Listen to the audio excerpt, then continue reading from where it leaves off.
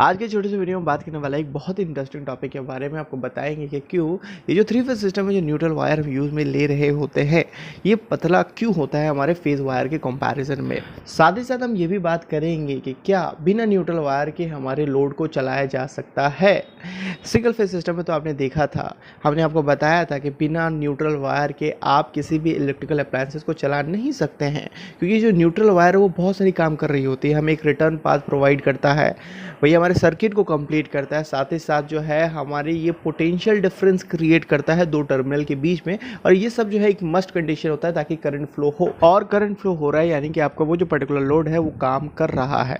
तो ये सारी बातें तो सिंगल फेज के लिए थी, जिसके बारे में मैंने आपको बहुत ही डिटेल में जो है इस वीडियो बताई थी। अगर आपको ये सारी बातें जानना है तो इस वीडियो को जाकर के आप देख सकते हैं, मैं आपको एंड स्क्रीन में प्रोवाइड कर दूंगा। पर थ्री फेज सिस्टम की क्या कहानी है, क्या सेम बातें हैं वहाँ भी अप्लाई होती है, क्या वहाँ भी आपको न्यूट्रल की ज़रूरत पड़ती है, या बिना न्यूट्रल के लोड को आप चला सकते हैं। तो अगर आपको ये सारी बातें जानना है तो इस वीडियो को देखते रहें, हम बहुत ही बेहतरीन तरीके से सब कुछ डिस्कस करने वाले हैं और आपके थ्री फेज सिस्टम की जो अंडरस्टैंडिंग है वो भी बढ़ने वाली है। तो अगर मैं आपको स्ट्रेट फॉरवर्ड बताऊं कि क्या इस न्यूट्रल वायर की वाकई हमें ज़रूरत है, या बिना इस न्यूट्रल वायर के भी लोड को चलाई जा सकती है, तो इसका आंसर हाँ भी है और ना भी है। ये डिपेंड करता है कुछ कंडीशंस पर, उस कंडीशन के बारे में तो हम जानेंगे। पहले हम बात कर लेते हैं कि इस न्यूट्रल वायर को पतला क्यों रखा जाता है, इसकी जो डायमीटर है बाकी तीनों फेस के कंपैरिजन में वो पतली क्यों होती है, कम क्यों होती है। तो इस सवाल का जवाब जानने के लिए आपको आपके घर के पास वाला जो डिस्ट्रीब्यूशन ट्रांसफार्मर है उसके पास जाना पड़ेगा। तो ये जो डिस्ट्रीब्यूशन ट्रांसफार्मर है, जब इसके वाइंडिंग के कनेक्शन को आप देखेंगे तो जो प्राइमरी वाइंडिंग होती है वो डेल्टा कनेक्टेड होता है, और जो सेकेंडरी वाइंडिंग होती है वो स्टार कनेक्टेड होता है। डेल्टा स्टार में कन्फ्यूजन है, तो बस इतना समझिए कि थ्री फेज में जब हम वाइंडिंग कर रहे होते हैं या कनेक्शन कर रहे होते हैं तो दो प्रकार का कनेक्शन होता है, एक को डेल्टा कहते हैं और दूसरे को स्टार कहते हैं, और वो कुछ इस प्रकार से हम करते हैं।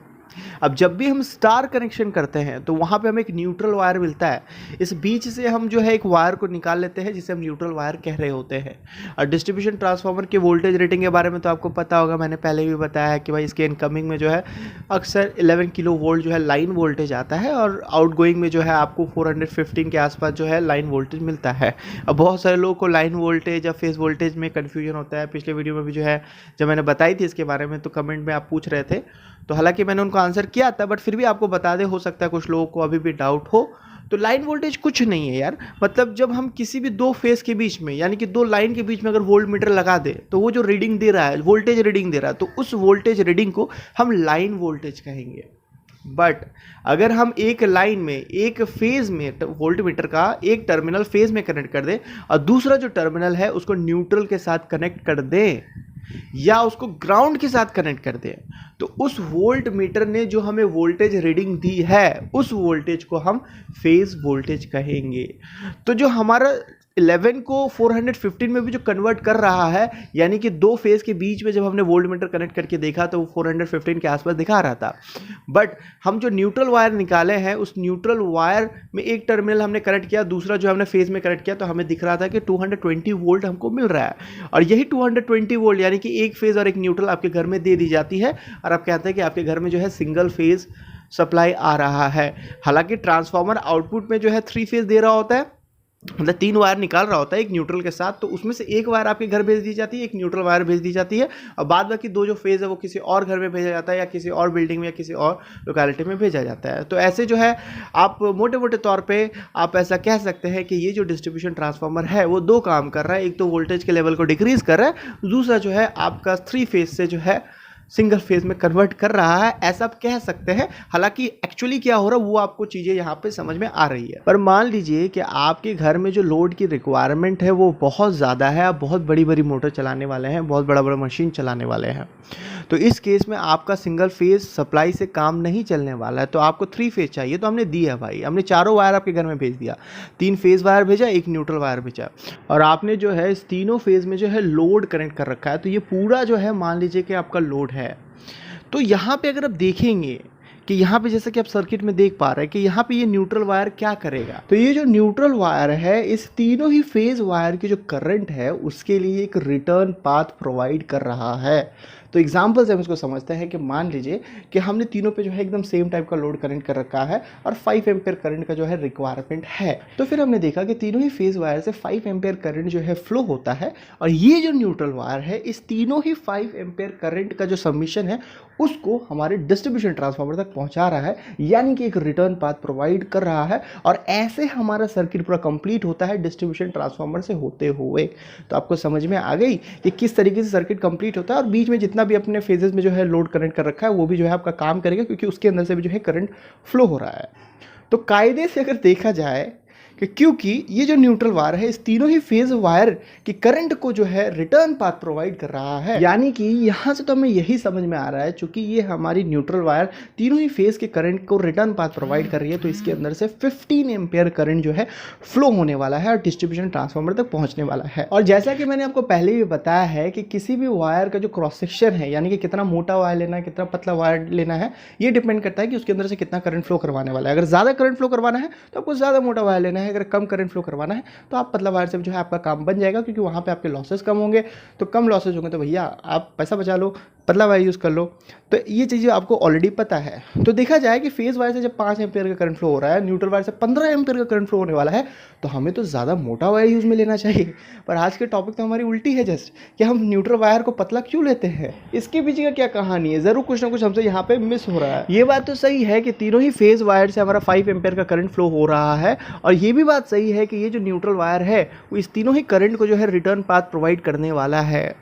पर बात कुछ ऐसी है कि ये जो तीनों करंट है 5 एम्पियर फ्लो हो रहा है हमारे तीनों वायर में, तो आपको पता है कि 3 फेज सिस्टम में ये जो तीनों ही करंट होते हैं ये एक दूसरे से 120 डिग्री फेज शिफ्ट में होते हैं, यानी कि एक साथ फ्लो नहीं हो रहे होते हैं।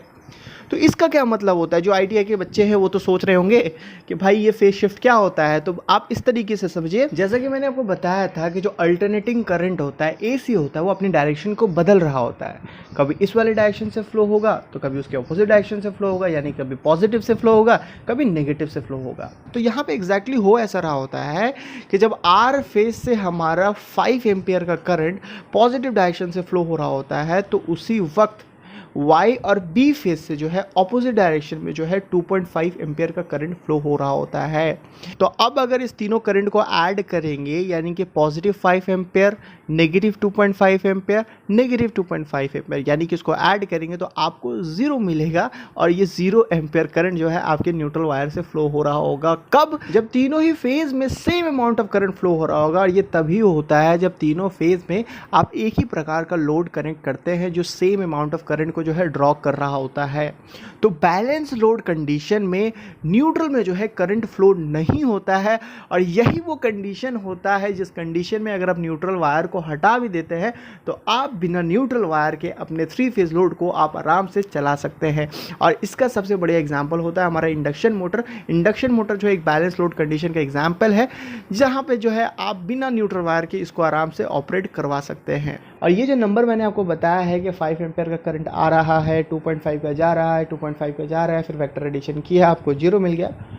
तो ये जो है मैंने ऐसे ही नहीं बता दिया है आपको, इसका पूरा प्रॉपर जो है मैथमेटिकल प्रूफ होता है और आप भी कर सकते हैं, बहुत ही सिंपल होता है। और आपको इंजीनियरिंग में पहली बार जब पढ़ाई जाती है बैलेंस लोड कंडीशन का, तो आपको उसी तरीके से बताई जाती है कि हाँ यहाँ पे हमको दिख रहा है कि हाँ कैलकुलेशन करने के बाद हमें 0 आया। पर आप में से ऐसे बहुत सारे लोग हैं जो ITI से हैं और कुछ ऐसे ही बच्चे हैं जो क्लास 11-12 के हैं, तो इसलिए जो है मैंने उसको थोड़ा सिंपल रखने की कोशिश की है और आपको इस तरीके से समझाया है। आपको ऐसी एक्सप्लेनेशन किसी भी बुक या किसी भी वेबसाइट में देखने नहीं मिलेगा। और इसको जो है वेवफॉर्म की मदद से भी जो है समझा जा सकता है बहुत ही आराम से। जैसे कि आप देख पा रहे हैं आपके सामने जो है एक बैलेंस 3 फेज का जो है वेवफॉर्म दिख रहा है। तो यहाँ पे आप देखो कि R फेज में मान लीजिए कि 1 एम्पियर का करंट जो है फ्लो हो रहा है, और Y और B फेज आप देखिए कि ऑपोजिट डायरेक्शन में यहाँ पे दिख रहा है। तो ये मान लीजिए कि 0.5 होगा। तो यहाँ भी जब आप इसका समीशन लेंगे, वेक्टर समीशन लेंगे, तो आपका जो है न्यूट्रल में 0 एम्पियर करंट फ्लो होगा। तो ये तो बात थी बैलेंस लोड कंडीशन का। पर प्रैक्टिकली अगर आप देखेंगे तो जरूरी नहीं है कि हर एक फेज में आप एक ही प्रकार का लोड कनेक्ट करके रखें, यानी कि हर एक फेज में जो है सेम अमाउंट ऑफ करंट आपका फ्लो हो। अगर मान लीजिए आप उसको तीनों अलग अलग घर में भेज देते हैं, तो ऐसा हो सकता है क्या हर वक्त एक ही प्रकार का लोड जो है तीनों घर में यूज में ले रहे होंगे? जरूरी नहीं है। तो उस केस में जो है एक फेज से मान मान लीजिए 10 एम्पेयर का फ्लो करंट फ्लो हो रहा है, एक फेज से जो है 7 एम्पेयर फ्लो हो रहा है और एक फेज से जो है 5 फ्लो हो रहा है, तो मतलब डिफरेंट करंट हो सकता है। तो इस केस में आपका न्यूट्रल वायर से जो है करंट फ्लो होगा, पर सवाल है कितना फ्लो होगा। तो यहाँ भी अगर आप वेवफॉर्म की मदद से एनालाइज करेंगे या मैथमेटिकली इसको सॉल्व करेंगे तो यहाँ आपको देखने मिलेगा सबसे कम करंट है, मान लीजिए 5 एम्पीयर का करंट सबसे कम फ्लो हो रहा है हमारे फेज से, उसका हाफ या उसका 1/4 टाइम जो है आपको इस न्यूट्रल वायर से करंट फ्लो होता हुआ दिखेगा। कहने का मतलब ये है, तो अगर हमारा सिस्टम बैलेंस रहा तो न्यूट्रल वायर से करंट फ्लो होगा ही नहीं, और अगर अनबैलेंस सिस्टम रहा तो वहां भी जो है आपको बहुत कम करंट जो है न्यूट्रल वायर से देखने मिलेगा। अब चूंकि करंट का वैल्यू इतना कम है तो हमने जो है पतला वायर लेकर के जो है अपना काम बना लिया है, क्योंकि वहां लॉसेस भी जो है आपका कम देखने मिलेगा, I2R लॉस। तो चीज़ें हैं, उम्मीद है आपको अच्छे से समझ में आई होगी, मैं आपको अच्छे से समझा पाया। अगर आपको ये वीडियो पसंद आया तो लाइक करके बताएं, कोई सवाल रह गया हो तो मुझे कमेंट सेक्शन में बताएं। मिलते हैं ऐसे किसी वीडियो में, till then take care, bye bye.